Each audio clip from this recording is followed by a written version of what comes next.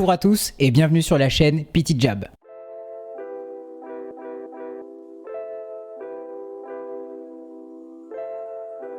Petit Jab est un groupe de travail réunissant plusieurs professionnels de santé. Nous sommes majoritairement des kinésithérapeutes, mais nous avons la volonté d'être rejoints par d'autres professionnels de la santé en France. Aujourd'hui, nous avons deux objectifs principaux. D'une part, faciliter la transmission de la science vers les professionnels cliniciens. D'autre part, faciliter la compréhension de la médecine pour le grand public. Pour tout découvrir, n'hésitez pas à cliquer sur le lien qui s'affiche Et à suivre notre prochaine vidéo. N'oubliez pas de vous abonner à notre chaîne YouTube ainsi que sur nos différents réseaux sociaux. Et à bientôt sur Petit Jab.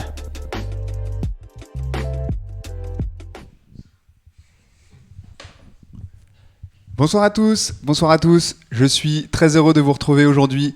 Nous sommes déjà premièrement extrêmement désolés pour ce petit retard. Il y avait un petit peu de bouchon, c'était un petit peu compliqué, donc voilà. Nous sommes là, il est 20h08, nous avons 8 minutes de retard. Excusez-moi, on essaiera de faire vite pour pas vous lâcher trop tard ce soir. Première chose à vous dire, je vais laisser se présenter cette personne-là. Qui est cette personne-là ? Et c'est moi quand même. Bonsoir à tous. Je ne sais pas si vous nous entendez. On a eu énormément de problèmes techniques. Quelle caméra marche ? Attends. Ok, repasse vite fait en... Ok, on va faire une petite pause, une petite seconde. Et on revient à l'instant.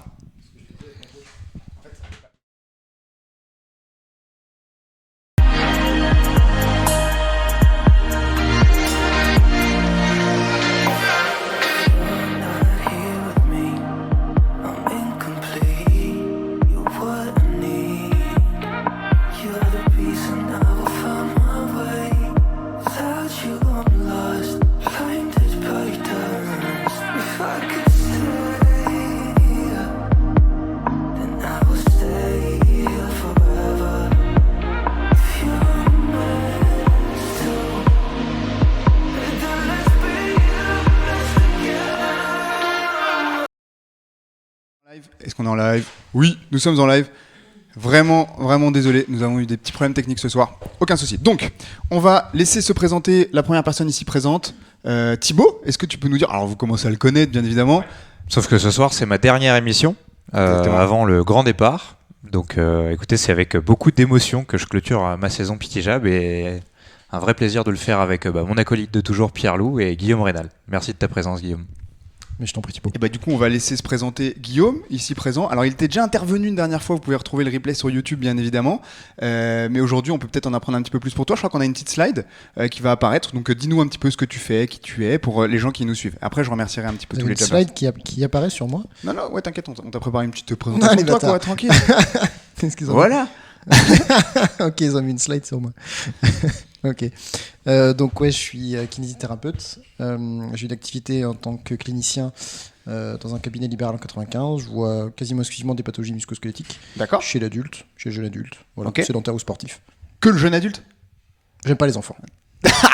Ça, je crois qu'il y a Valoche qui est dans le chat. Bonjour Valoche qui était en formation avec nous récemment et qui avait bien retenu, je crois, que tu n'aimais pas les enfants. J'aime pas les enfants. Merci Valoche d'être présente, je sais que c'est un petit peu compliqué. Merci à tous les jabbers qui sont là ce soir. J'ai vu qu'il y a eu des abonnements. Merci à Zala qui s'abonne.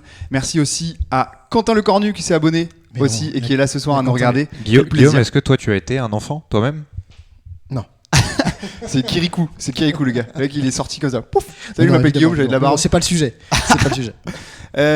Aujourd'hui, du coup, on parle, comme vous avez peut-être pu le voir dans nos communications, de l'arthrose. Et on va parler de beaucoup de choses dans l'arthrose. On va essayer d'aborder beaucoup de choses différentes. L'idée, c'est que vous compreniez un petit peu ce que c'est et que vous puissiez peut-être repartir avec quelques clés, quelques solutions déjà pour peut-être éviter ou retarder son apparition. Et ensuite, si vous avez des douleurs à cause de ça, savoir un peu ce que vous pouvez mettre en place. Je sais que moi, dans ma famille, il y a eu beaucoup de demandes sur cette émission-là pour qu'est-ce que je peux faire si j'ai de l'arthrose.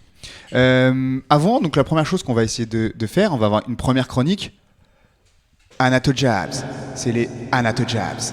Voilà, nickel, avec des petits effets sonores, j'adore. Donc Thibaut, tu vas pouvoir nous présenter un petit peu qu'est-ce que c'est que l'arthrose. Je te laisserai demander quand tu veux la slide. Ok, donc on peut y aller. L'arthrose, écoutez, je pense que tout le monde en a une brève idée, plus ou moins aboutie. c'est de toute façon quelque chose qui est inexorable, qui arrive au cours de la vie.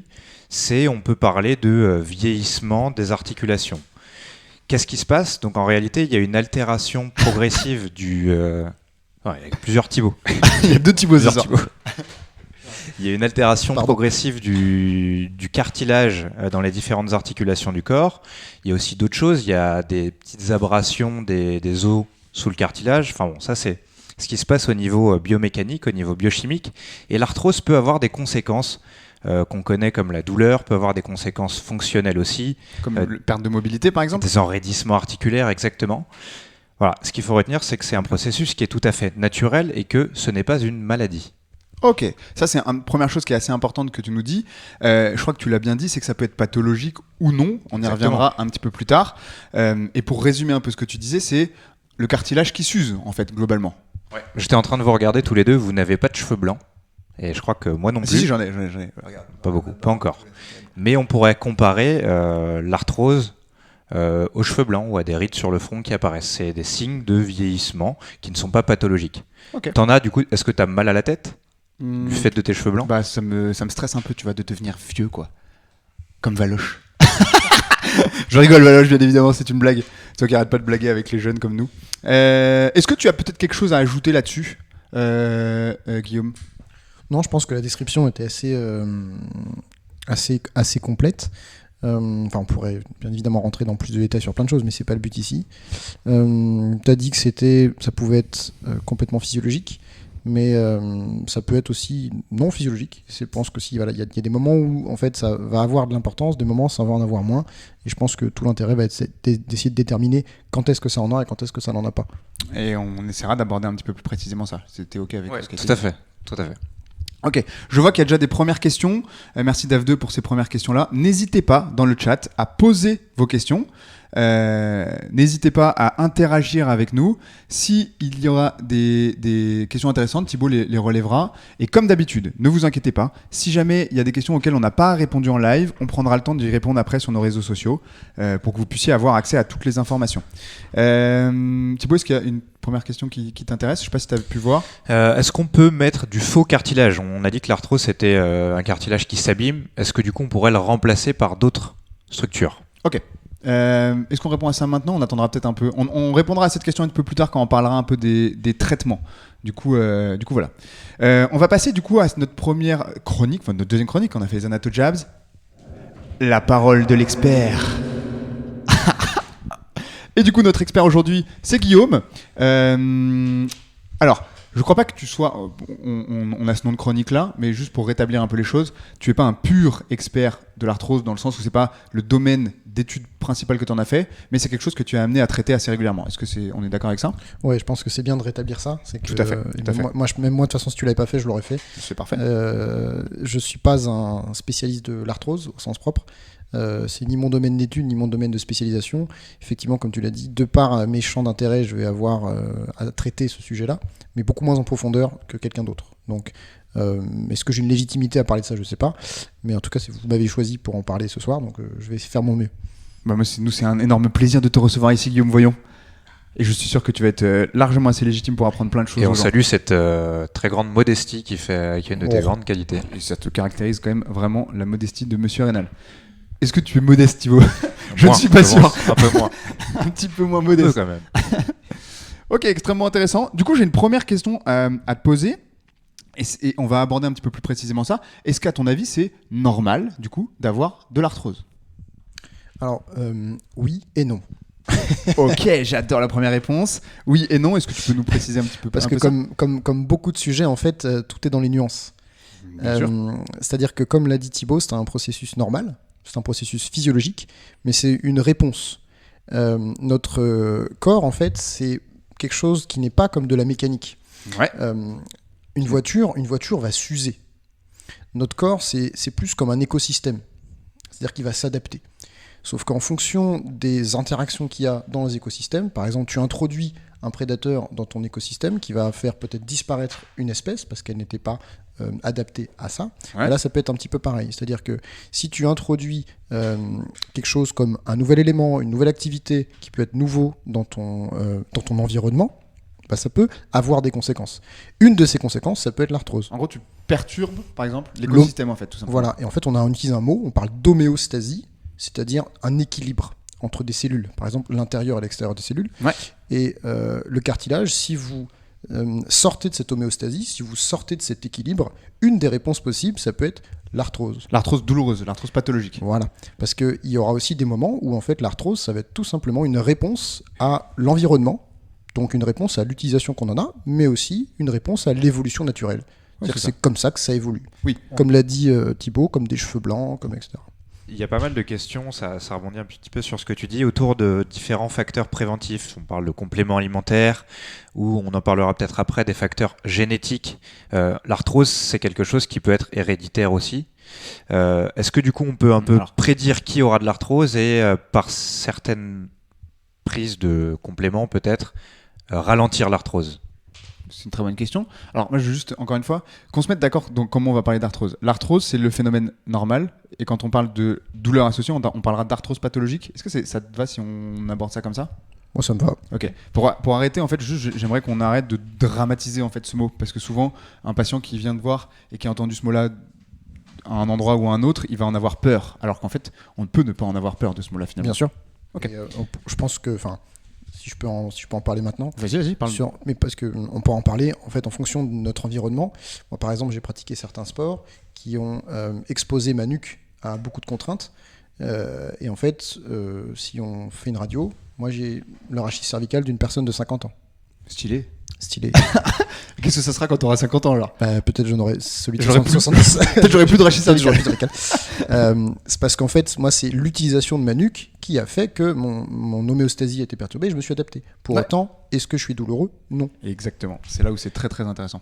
Du coup, est-ce qu'on a aussi une question là-dessus? Est-ce que chez les jeunes, on peut avoir de l'arthrose pathologique? Parce qu'on a dit que c'était un phénomène lié au vieillissement, mais est-ce que l'arthrose pathologique existe chez les sujets jeunes?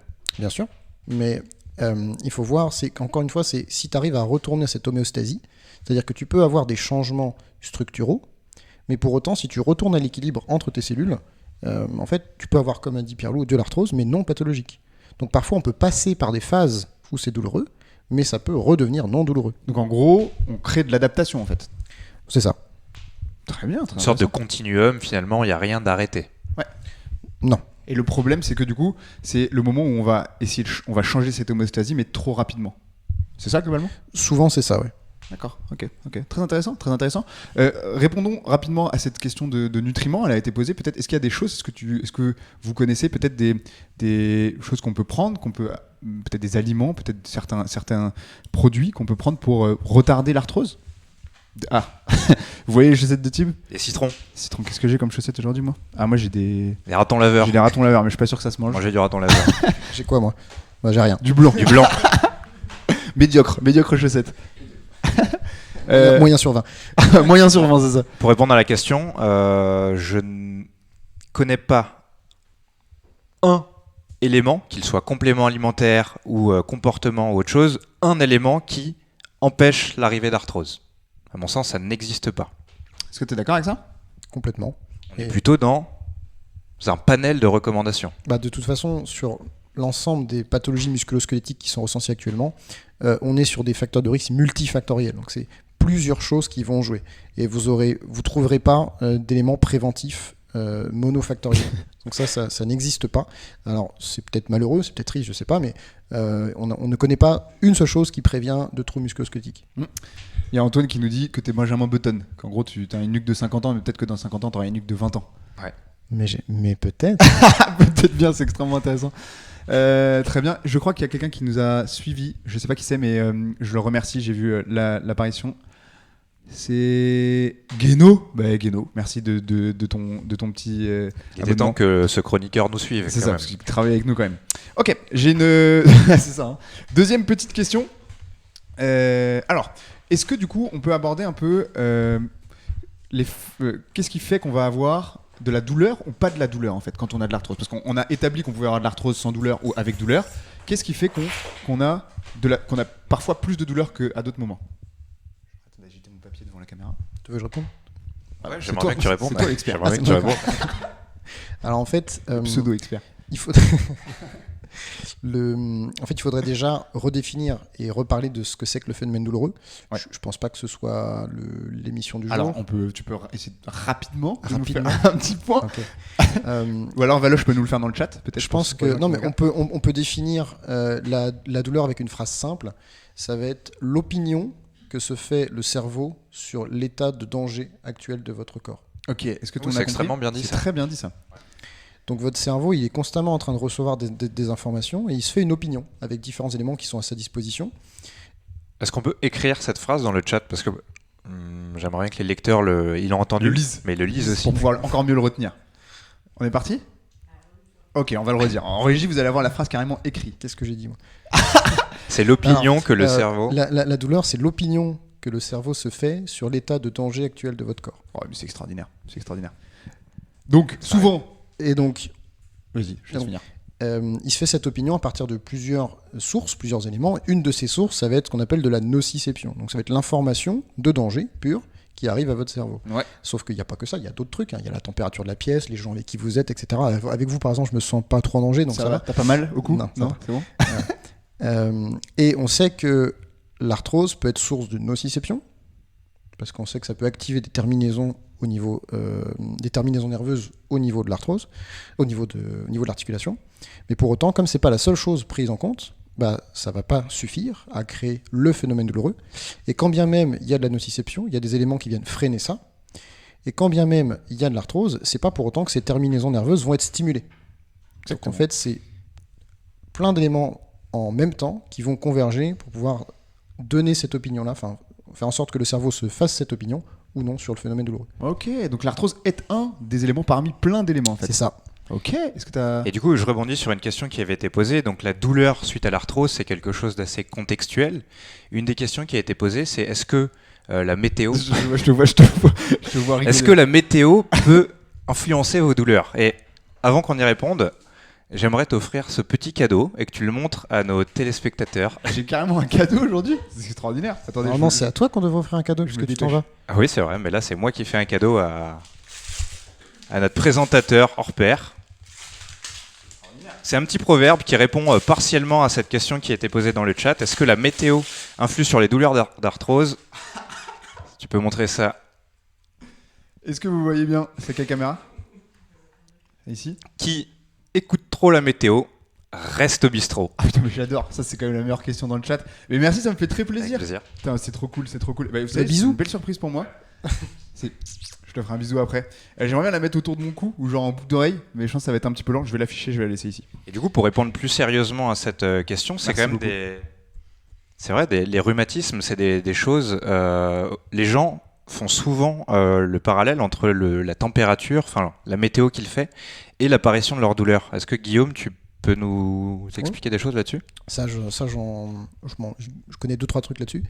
Alors, il y a des études assez intéressantes qui ont été faites en Australie, où en fait, ils ont passé des coups de fil aux gens pour leur demander à plusieurs moments d'évaluer leur douleur, indépendamment de leur connaissance de la météo. Et en fait, ils ont corrélé avec eux les bulletins météo, Ok. s'il y avait des pics de douleur au moment où il y avait des changements barométriques ou s'il y avait des changements de température.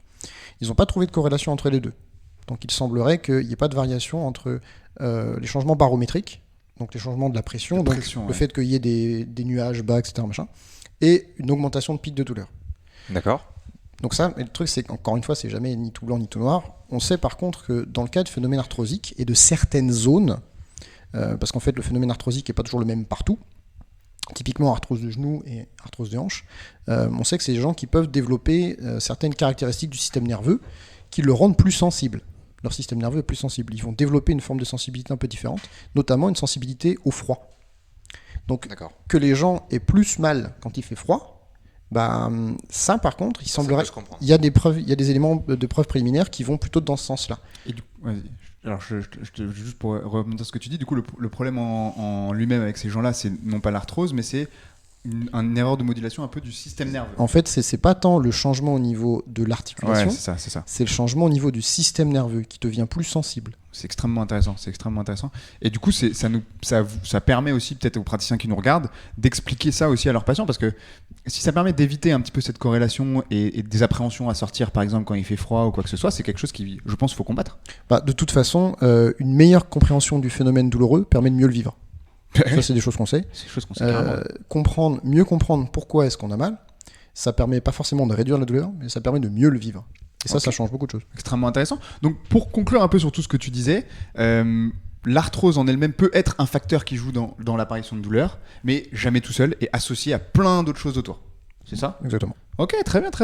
Et du coup, la prochaine question que je vais te poser, c'est est-ce que, dans certains sports, si je fais du sport, alors, 2 questions en une. Est-ce que le sport peut provoquer de l'arthrose ? Donc là, on y a déjà répondu un petit peu, mais tu vas pouvoir rebondir un peu là-dessus. Et surtout, est-ce que si j'ai de l'arthrose, je dois arrêter de faire du sport ?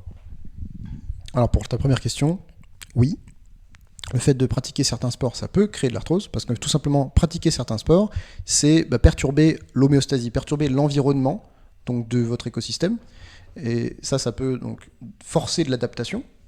Et surtout, si cette contrainte-là n'est pas appliquée de manière suffisamment progressive, votre corps n'a pas le temps de s'adapter et vous perturbez votre équilibre. Et ça, un phénomène de réponse à ça va être... Je suis trop lent. Non, c'est parfait. Un phénomène de réponse à ça peut être la genèse d'arthrose. Maintenant, est-ce que quand on a de l'arthrose, il faut s'arrêter de faire du sport ? Surtout pas, en fait. Surtout pas parce que aussi le fait de continuer de stimuler, comme on l'a dit, on n'est pas de la mécanique, on est un truc vivant. Nos cellules répondent avec un truc qu'on appelle la mécanotransduction. Typiquement, pour ceux qui font des tractions ou quoi, vous avez peut-être déjà vu de la corne. Il faut que je regarde laquelle là. Laquelle ? Celle-là ou celle-là ? Celle-là. Là. Vous avez peut-être déjà eu de la corne aux mains, en fait, parce que quand vous utilisez vos mains, ou même de la corne aux pieds, quand vous utilisez votre... On peut avoir de la corne au front. Ça dépend ce que tu fais avec ta tête, Thibaut. Est-ce qu'on peut être une licorne ? Oh. Voilà. Du coup, vous allez stimuler vos cellules d'une certaine façon, elles vont réagir et elles vont créer plus de peau. Voilà, on va dire ça comme ça. Ok, stylé. Donc en fait, il faut continuer à stimuler votre corps. Peut-être, c'est surtout une question de dosage. Donc ni trop ni pas assez. Il faut trouver cet équilibre-là dans votre activité. Et du coup, vous pouvez être accompagné par des professionnels pour ça. Et maintenant, je pense qu'on a aussi beaucoup de ressources accessibles. On peut très bien arriver à gérer une activité et une dose d'activité aussi avec un peu de bon sens, quoi. Ah, tout à fait, mais comme c'est souvent le phénomène douloureux est souvent source d'anxiété, Ouais. c'est pour ça que ça peut être toujours pertinent d'être accompagné. Parce que l'aide du professionnel permet aussi de pouvoir mieux gérer cette anxiété, mieux comprendre ce qui se passe. Donc il y a des gens qui seront capables de pouvoir s'autogérer, et c'est très bien comme ça. Mais si vous sentez que vous ne vous sentez pas capable de gérer ça, n'hésitez pas à vous faire accompagner. T'as une question ? Ouais, on va pas se mentir, il y a une énorme idée reçue autour de l'arthrose et du sport. Et je vais vous expliquer un tout petit truc. Il y a pas longtemps, j'ai donné des cours. Je me suis replongé dans mes propres livres quand j'étais étudiant. Et étudiant kiné, on avait un livre qui s'appelait Le Chanusso. C'était un peu la bible de la rééducation. Et dedans, donc dans la partie arthrose, il y avait une catégorie avec des sports conseillés lorsqu'on a de l'arthrose, des sports moyens recommandés et des sports interdits. Et dans les sports interdits, on retrouvait la course à pied. Et je me suis dit, en fait, on apprend ça en école de kiné, que la course à pied est interdite. C'est quand même grave. Enfin, franchement, Alors qu'en réalité, maintenant, on sait que la course à pied est un facteur protecteur de l'arthrose, finalement, lorsqu'il est bien dosé. Vous pouvez le retrouver même, on a fait une émission sur la course à pied, on parle un petit peu d'arthrose, elle est sur notre chaîne YouTube, et très intéressant parce que c'est complètement vrai ce que tu dis en fait, c'est très dommage d'apprendre des Bien choses. sûr, dans les sports fortement recommandés, il y a natation, et c'est tout. Ah, la natation. Je sais pas, tu peux rebondir là-dessus, c'est intéressant. En fait, je pense que je vais enfoncer une porte ouverte, tout simplement pour dire que c'est l'activité physique de manière générale qui est protectrice, en fait. C'est le fait de pas forcément que la course à pied, t'en as parlé, mais parce que tu donnais cet exemple-là, mais l'activité physique en général est protectrice. Après, il y a aussi cette spécificité de la course à pied, par exemple pour l'arthrose de genou, on sait que des gens qui courent de manière régulière sans être des ultra-trailers ont des épaisseurs de cartilage un petit peu plus élevées, une meilleure hydratation. Après, le lien avec la douleur. Ce qui est extrêmement intéressant, c'est que dans ces études-là, on observe que dans les 24 à 48 heures après, on a une perte, puis un gain. Et ça démontre en fait notre capacité plastique et élastique en fait. Ou en, S'adapter. voilà, où en 24 à 48 heures, vous pouvez avoir une perte de cartilage et un gain de cartilage. C'est quand même une des plus grandes forces du corps humain et c'est ce qui nous différencie de la machine dont tu parlais au début, c'est l'adaptation, la capacité d'adaptation. Ok, on va avancer un petit peu et on va essayer de parler un peu des facteurs influençants. Qu'est-ce qui peut du coup influencer positivement ou négativement la douleur? Alors on va pas mettre la diapo parce qu'on a fait une petite erreur dessus, c'est pas très grave. Donc, Elle était belle quand même. Elle cette était belle, diapo. mais on a fait une petite erreur. Donc on va pas l'afficher, c'est pas très grave. On l'a quand même affiché. On l'a quand même affiché. Bah, on peut faire la correction à l'oral, c'est pas grave. Oui, on peut la mettre On peut parce faire, qu'elle vas-y, est, mets elle est là et sympa. on fait la correction à l'oral. Et du coup, voilà, on a mis d'un côté des facteurs qui sont non modifiables, des facteurs qui sont modifiables. Et du coup, Guillaume, tu vas pouvoir nous dire peut-être un peu des facteurs, par exemple, non modifiables déjà qui existent. Bah, on a un tout petit peu parlé avant, Thibaut en a parlé aussi un peu. C'est la génétique. Ça, vous pouvez pas y faire grand-chose. C'est votre bagage, en fait. Vous arrivez dans la vie avec une façon que votre corps a de créer du cartilage et de gérer son cartilage. Et ça, vous pouvez pas y faire grand-chose. Ce qui n'est pas grave en soi. Hein. La question maintenant, c'est comment on va l'utiliser. Un facteur non modifiable, ça va être donc la sénescence. Je préfère ce terme-là au vieillissement. Oui, je suis tout à fait Parce d'accord. que sénescence, ça veut dire vieillissement normal. La maturation. Voilà. Voilà, maturation. C'est pas mal. Vieillissement, Ta barbe est mûre. on peut, Exactement. appelons un chat un chat. On peut dire que quelqu'un vieillit sans que ça soit quelque chose Bien de sûr. négatif. Alors, je suis entièrement d'accord avec toi, sauf que les mots ont leur importance et ça a un certain poids et ça a une certaine représentation dans notre tête. Mais en soi, tu as tout à fait raison. On mûrit, on ne vieillit pas, on mûrit. On mûrit, voilà, c'est ça. N'est-ce Peut-être pas, dans 20 n'est-ce ans, pas tu seras Valoche? une espèce de vieux quetch. 20 ans, t'es peut-être pas. Je serais 30 quand même encore un beau quetch. Et donc du coup, la petite chose à revoir sur la slide, c'est que l'obésité était peut-être un peu entre les deux. Parce qu'il y a des formes d'obésité qui seront liées à beaucoup de facteurs génétiques. Il y a des formes d'obésité qui seront dues à d'autres facteurs comportementaux, etc.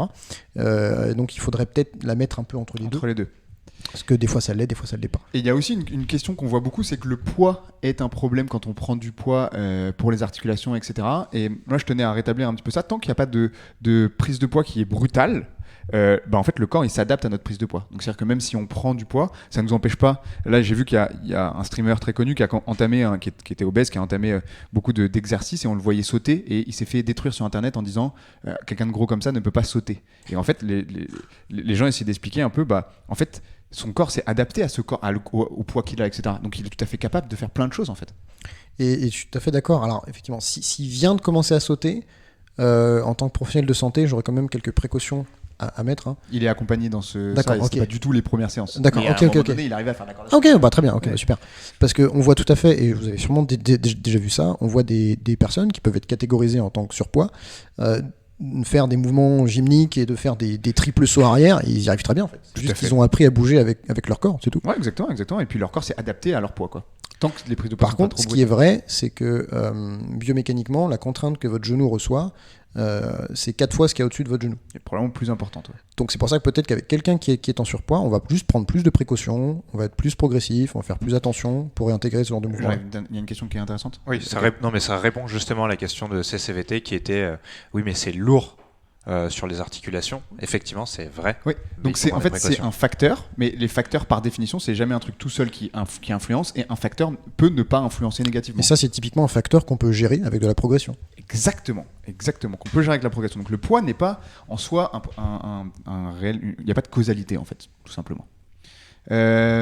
Ok, il y avait d'autres choses donc dans les facteurs plutôt comportementaux. Qu'est-ce qui sont les choses qui peuvent être intéressantes de modifier?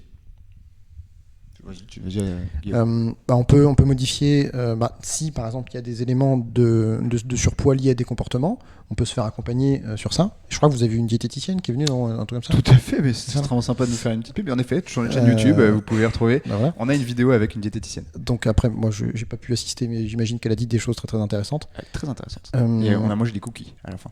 Mais non, Si, putain, j'ai pas été invité pour les cookies. c'est dommage. Fais les boules. On peut changer des éléments comme notre hygiène de vie. Et l'hygiène de vie, c'est pas que la nourriture, c'est aussi l'activité physique. Et on parlait d'adaptation. Donc, est-ce qu'on entraîne suffisamment notre corps? Et de manière générale, en gros, hein, c'est pas pour être alarmisme, hein, mais partez du principe qu'on est tous sous-conditionnés. On est tous trop Je sédentaires. suis assez d'accord, ouais, concrètement. On est tous trop mous, on est tous pas assez toniques. Donc voilà, de toute façon, on est tous sur le même pied d'égalité à peu près. Ouais. Il n'y a pas que ça, il y a l'activité physique, mais il y a le sommeil aussi. Ouais. Et on sous-estime le truc. Il faudrait faire un épisode sur le sommeil, si Ouais, c'est pas... prévu. C'est pas- prévu. ouais. Prochaine saison. Mais Ouais. clairement, les piliers, j'ai l'impression, dans plein de pathologies, que ça soit musculo-squelettique, mais métabolique, etc., c'est sommeil, activité physique, alimentation. Bah, Et moi, stress, à la limite. J'ai tendance à voir ça comme des choses qui font effet tampon. Donc le sommeil, l'activité physique et la nourriture, c'est ce qui va être capable de tamponner l'ensemble des contraintes qu'on va subir en fait. Contrainte autant physique que Ouais. mentale. Ouais. C'est-à-dire que si vos tampons sont dysfonctionnels, bah, vous rajoutez une goutte dans notre truc et pouf, ça peut vous faire perdre l'équilibre en fait. Alors que si vous avez des bons tampons, eh ben, vous perdrez moins facilement l'équilibre. On protège l'homéostasie en fait. Bon, ouais, on peut voir ça comme ça. Ouais. T'es d'accord avec ça, Tim? Tout à fait. Ouais, très intéressant. Alors, ça revient souvent dans nos émissions, ça. Aujourd'hui, on va essayer quand même d'être un petit peu plus précis. On va parler un peu des traitements du coup qui peuvent exister. On va commencer peut-être par une première grande catégorie. Alors, je pense que tous les trois, on n'est pas experts forcément, parce qu'on ne l'est pas, mais c'est la chirurgie qui existe parfois pour les arthroses. Alors, je sais pas si on a bien fait de commencer par ça, parce que c'est plutôt un traitement, traitement à la fin. Là, C'est je suis en important. train de me dire, j'ai pas bien géré. C'est important Alors, d'en parler. C'est important d'en parler. Si je peux me permettre cette image-là, quand vous avez une mouche dans la pièce, vous sortez pas le bazooka. Exactement. Moi, je ne sors Ok. pas trop le bazooka. Euh, Est-ce qu'on peut le refaire avec un petit effet? Vas-y. Ouais, tu redis. si vous avez une mouche dans la pièce, vous sortez pas le bazooka. Oh, stylé. Mais moi, j'entends pas l'effet. Non, Non, on mais l'entend tu pas. l'entendras dans le replay. J'espère que l'effet était stylé.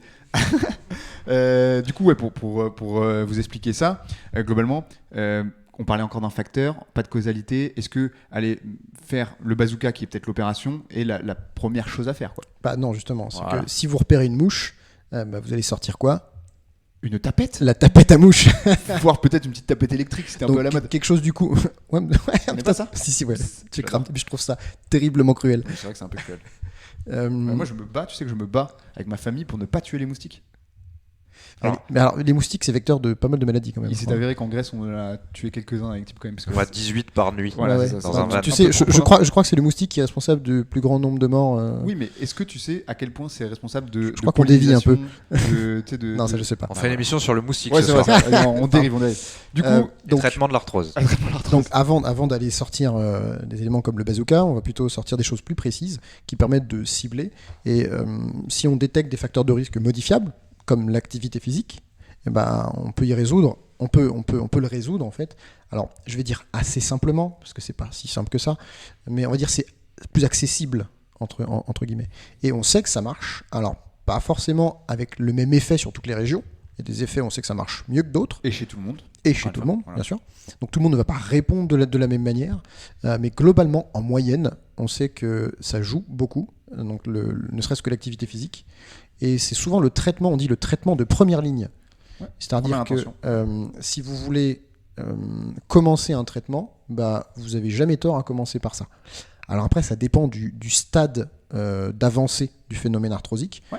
Effectivement, quelqu'un qui est complètement laissé de côté pendant très longtemps et qu'il est très avancé dedans, bah, peut-être que lui, on ne pourra pas commencer par ça. Mais si on arrive à le prendre de manière précoce, c'est pour ça que faire de la prévention, donc pour ça que faire votre émission, c'est vachement bien. Ouais.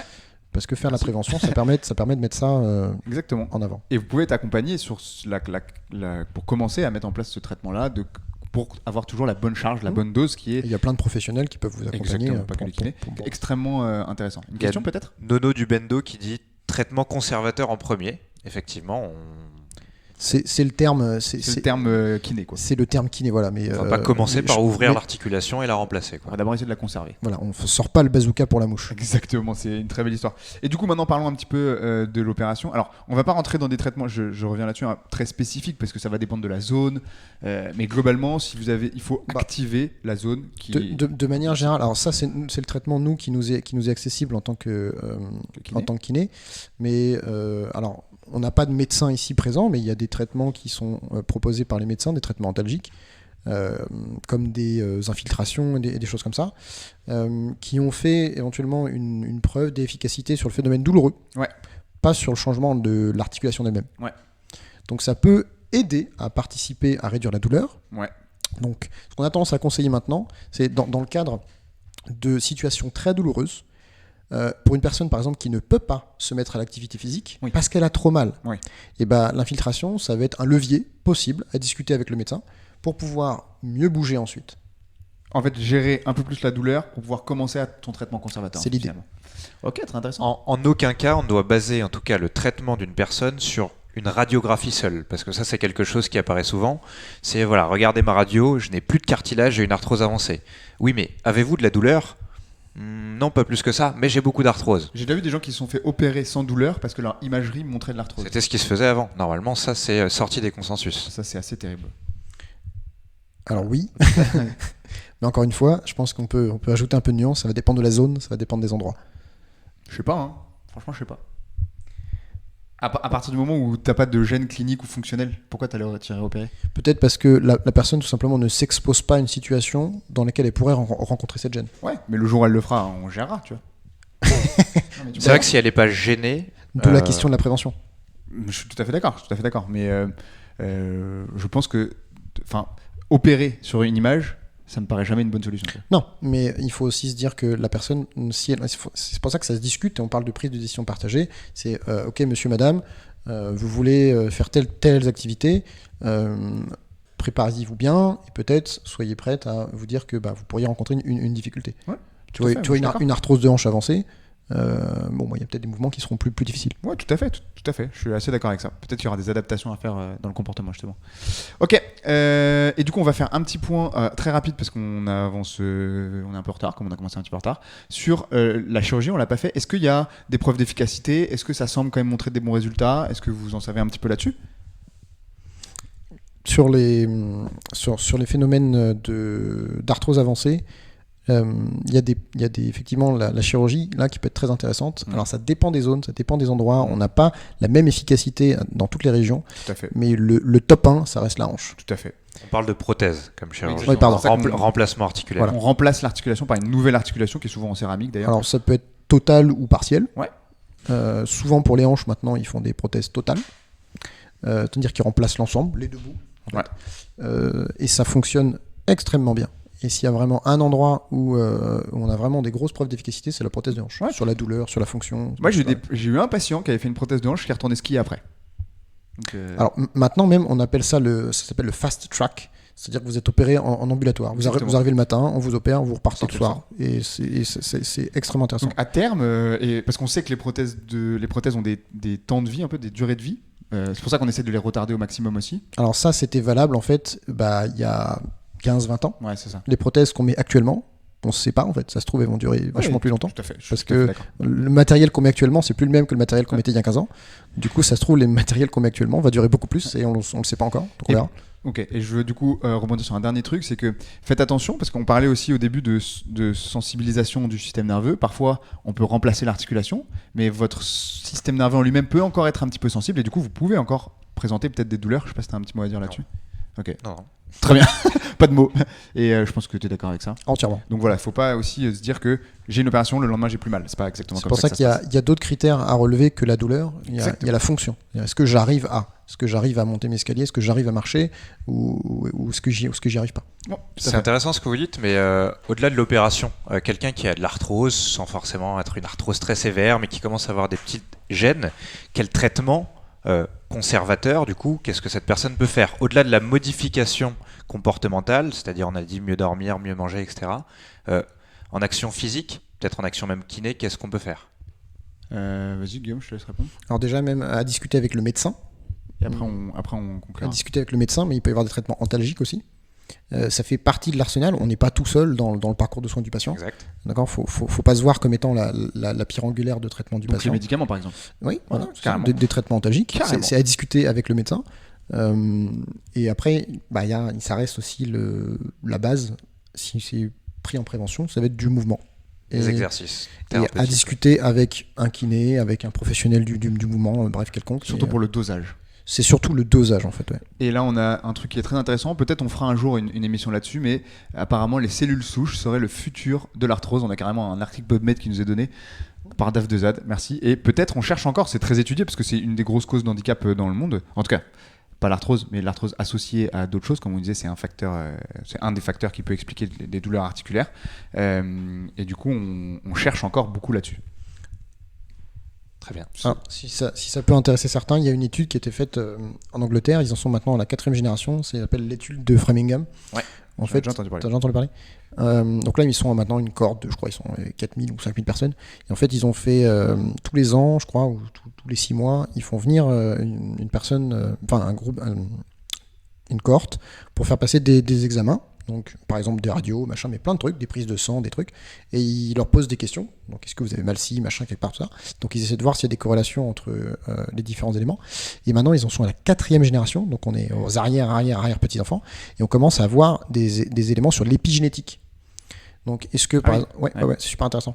Est-ce que l'environnement va avoir un impact sur la transmission de certains gènes après, ouais, c'est ça. Voilà. Et c'est Très super. Genre, est-ce que vous bouffez, ça va avoir un impact sur la transmission de certains gènes À vos enfants, etc. Hyper intéressant. Donc, si on mange bien maintenant, c'est aussi pour nos enfants, c'est ça? Bah, non, enfin, C'est énorme. j'en sais rien, mais attention. Ok, c'est extrêmement intéressant tout Il ça. n'aime pas les enfants. Ouais, c'est vrai, j'ai oublié. Je transmettrai pas mes gènes, moi. Tu veux pas m'en donner un peu, moi? Que je peux avoir des beaux tatouages comme toi, regarde. C'est pas génétique. Ah ça. non, merde.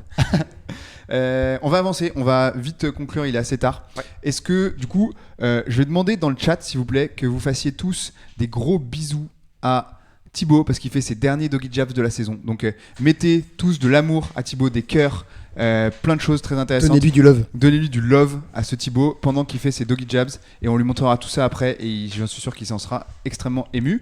Donc, les petits Doggy Jabs, tes derniers pour cette saison. Il y en aura d'autres, hein, j'espère. En tout cas, moi, je vais essayer de vous donner du love en faisant ces petits Doggy Jabs.